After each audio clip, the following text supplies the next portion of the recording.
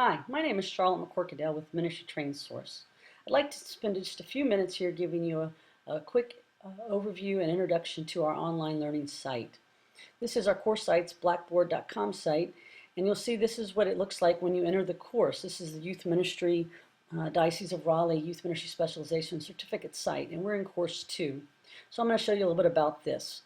So this is the page that when you log in, you'll see, we call this our What's New, What's Due page. It gives you a list of announcements here. It also gives you a list of tasks that you need to pay attention to along with their due dates.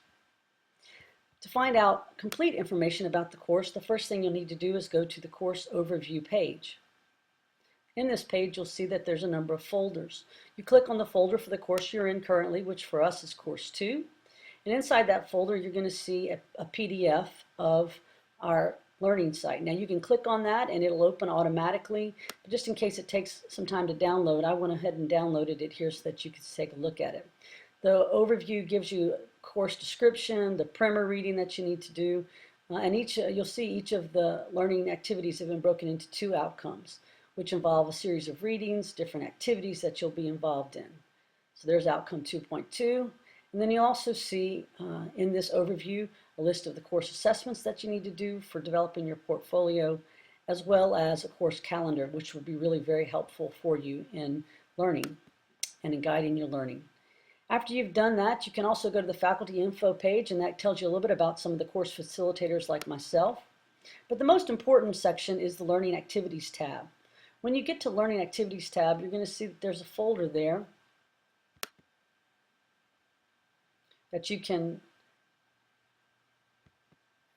and you'll see course 2. So again, you click on the course 2 tab and it'll bring you into the learning activities. These learning activities in this tab actually match what you just saw in terms of the course overview.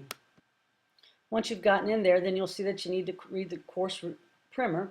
Now if you were a part of course 1, you don't need to read this primer, but if you're new to the course, then you need to read this primer. It introduces to you the topic that we'll be talking about.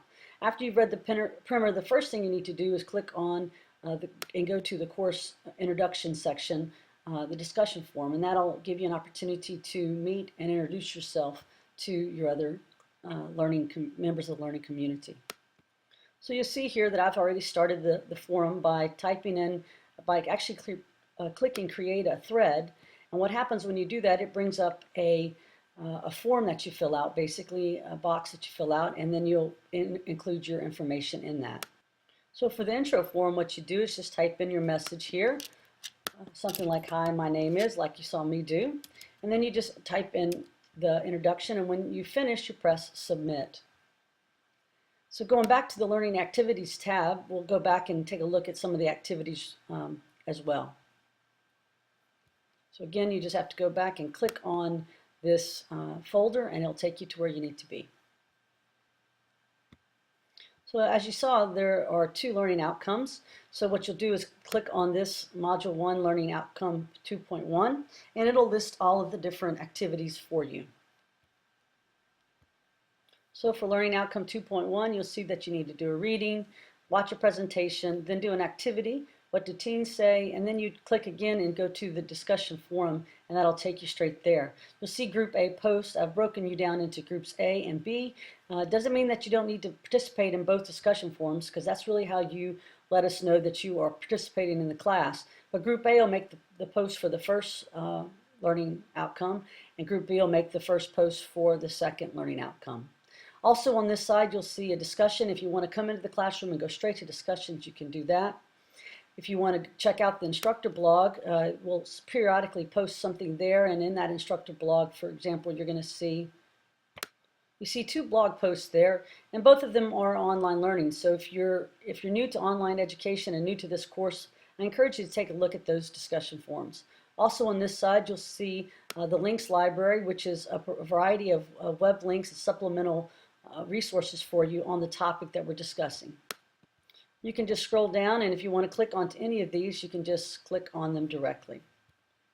The final thing I want to tell you about is the additional tools area. If you click on the additional tools, you'll see all these tools come up. What I want to explain to you is if you click here on send email, you can actually send an email to anybody in the course. You have to leave your browser. Well, that's about it. Thanks for participating in this overview. Good luck.